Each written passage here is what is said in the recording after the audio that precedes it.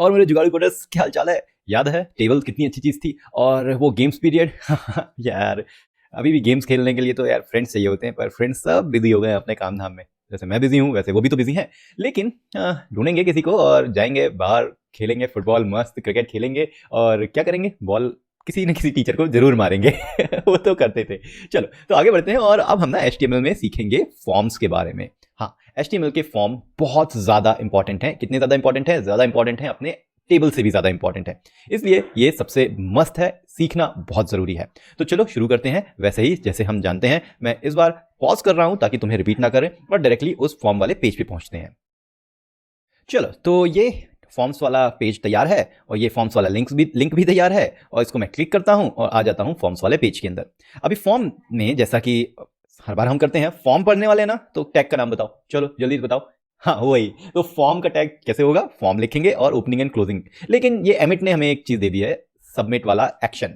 Action के बारे में तो हम बाद में पढ़ेंगे, अभी तो उतना दिमाग नहीं लगाना है। अभी हमें ये देखना है कि ये फॉर्म एलिमेंट हमारे लिए इतना ज्यादा यूजफुल है क्यों।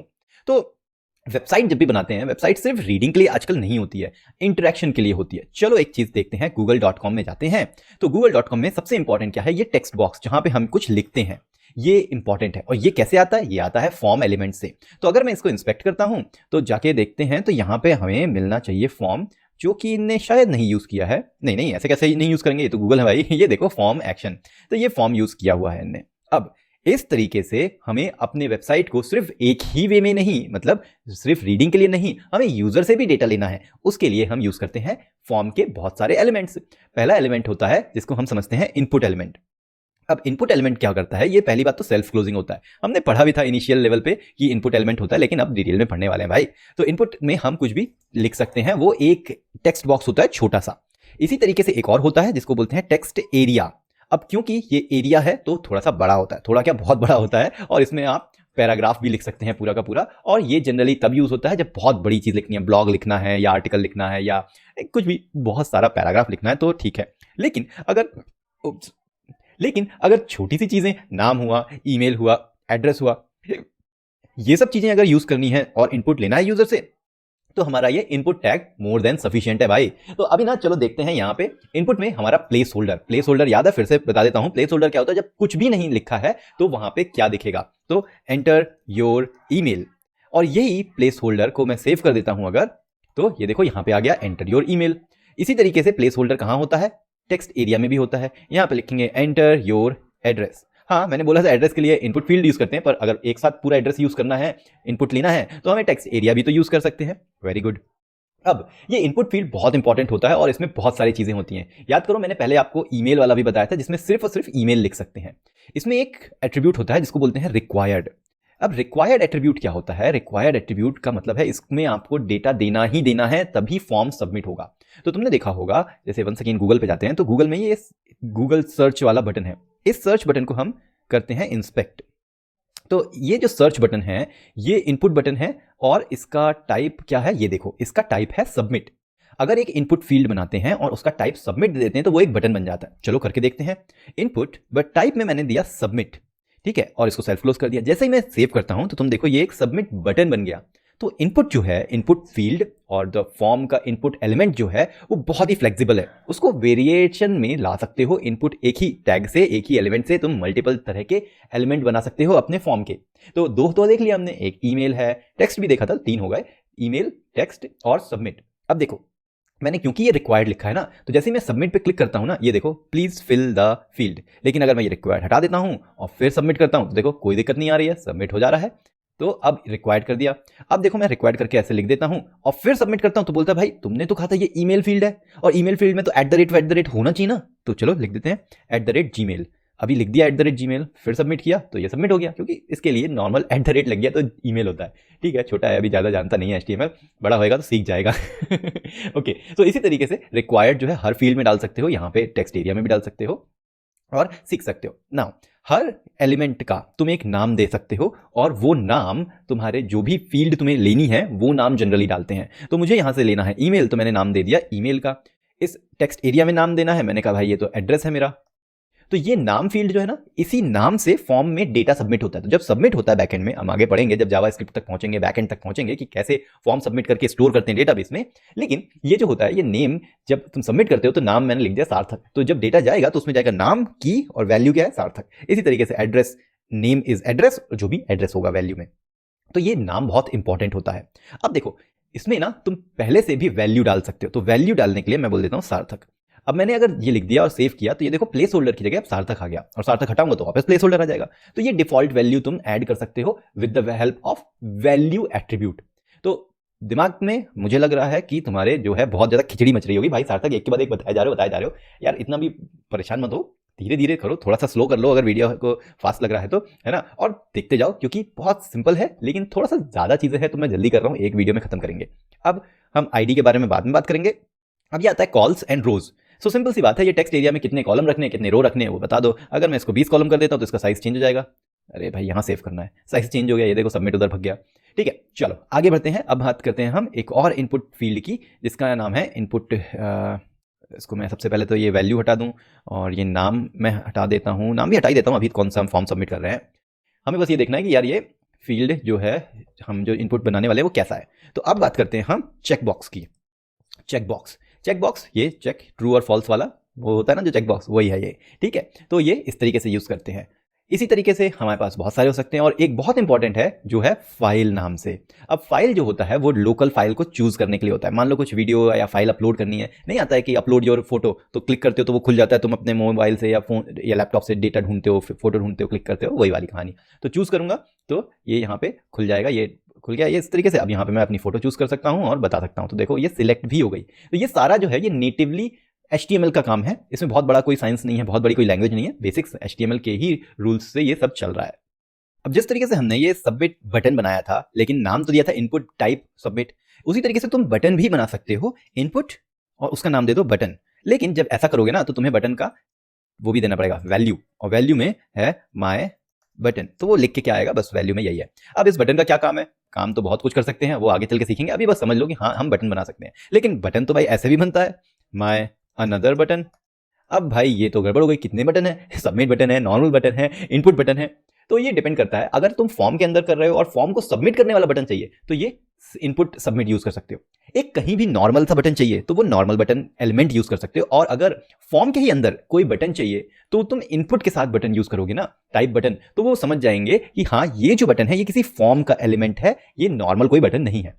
अब देखो जैसे कि ये हम नॉर्मल बटन इनपुट से बना सकते हैं, वैसे ही एक सबमिट बटन नॉर्मल बटन वाले एलिमेंट से भी बना सकते हैं। बहुत कंफ्यूजन है भाई, तो चलो देखते हैं। ये मैंने कहा अनदर सबमिट बटन। अब इसको, ये नॉर्मल बटन है, इसको अनदर सबमिट बटन को मैं क्लिक करूंगा ना, कुछ नहीं हो रहा है, देखो। ठीक है, अब यहाँ पे एक तो ये ईमेल था ना, तो इसको मैं टेक्स्ट कर देता हूँ पहले तो।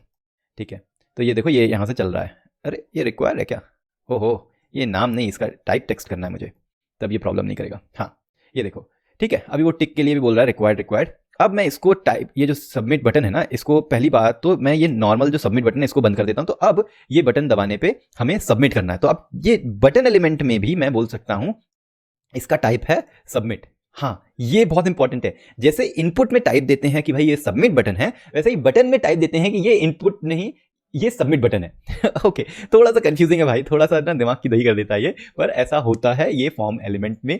ये फ्लेक्सिबल है, HTML बहुत फ्लेक्सिबल है ना, थोड़ा शांत प्रवृत्ति का मेडिटेशन वाला मैंने बताया था ना, तो इसीलिए ये बहुत सारे चीज़ों को वेरिएशन के साथ यूज कर सकते हैं। ये पहले चला करता था बटन इनपुट, फिर अब ये हम इनपुट के साथ जो है सबमिट यूज करने लगे हैं फॉर्म के अंदर, बटन में सबमिट कम यूज करते हैं।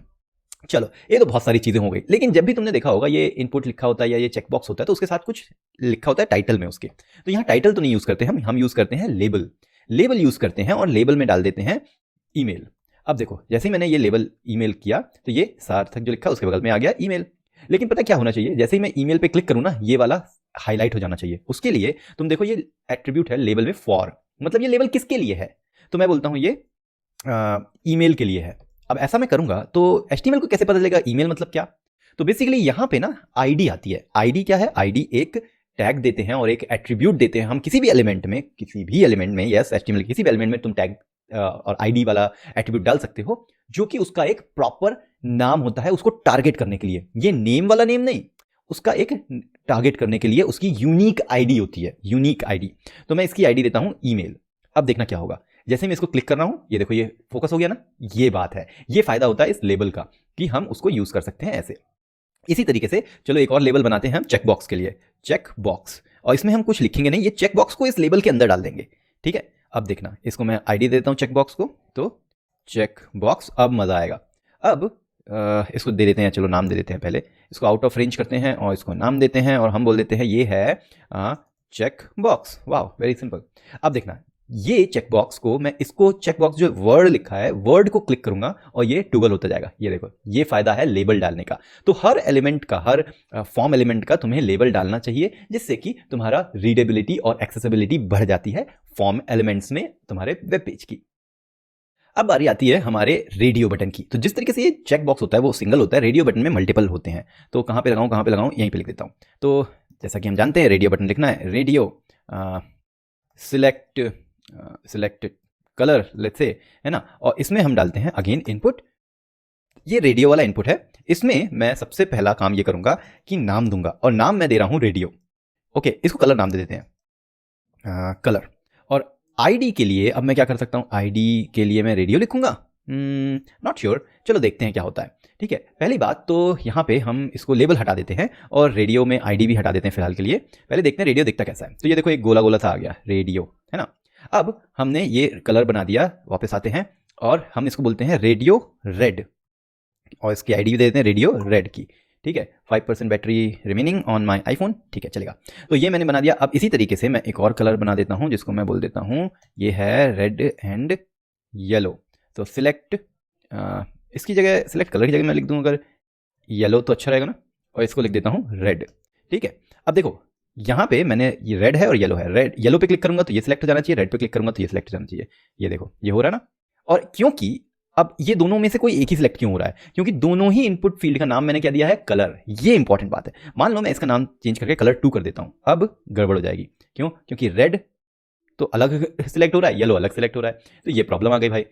तो इन छोटी छोटी बातों का ध्यान रखना है, बाकी तो मस्त है। अब इनको थोड़ा सा ना फॉर्मेट कर देता हूं मैं। एक BR टैग होता है, उससे ब्रेक टैग होता है, जिससे कि ये हर कुछ न्यू लाइन में आ जाएगा। तो ये इनपुट न्यू लाइन में आ गया, फिर चेकबॉक्स न्यू लाइन में, फिर ये रेडियो, तो दोनों एक साथ रहेंगे, फिर ये फाइल न्यू लाइन में, एरिया न्यू लाइन में, टेक्स्ट एरिया एक्चुअली। और बाकी ये बटन को तो सारे, ये दोनों बटन को मैं बंद कर देता हूँ, बंद मतलब कमेंट कर देता हूँ, और ये सारी चीज़ें जो है एक एक लाइन में आ गई। चाहो तो 2-3 BR दे दो, जिससे कि अच्छा खासा स्पेस आ जाएगा सबके बीच में।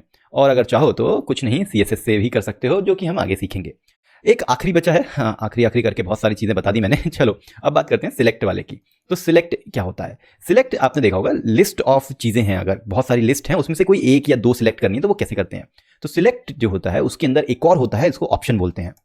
अब सिलेक्ट है तो सिलेक्ट में ढेर सारी चीज़ें सिलेक्ट करते होंगे, तो मैंने कहा भाई सिलेक्ट करना है, क्या सिलेक्ट करना है कि इस बार कौन जो है टीचर के पास जाएगा और वहाँ जाके जो है बाजू वाली क्लास का जो है कंप्लेन करेगा। तो हम बोलते हैं अभी जाएगा आकाश, सेकंड में देखते हैं जाएगा विशाल, और थर्ड में ऑप्शन है हमारे पास, वो जाएगा, कौन जाएगा सार्थक। चलो मेरे कोई बली का बकरा बना दिया, ये हो गया। तो यहाँ पे देखो कि अपने आप ये आकाश सिलेक्ट हो गया, लेकिन हम तो ये नहीं चाहते। तो हम चाहेंगे कि एक ऑप्शन क्रिएट हो जाए और उसमें लिखेंगे सिलेक्ट स्टूडेंट।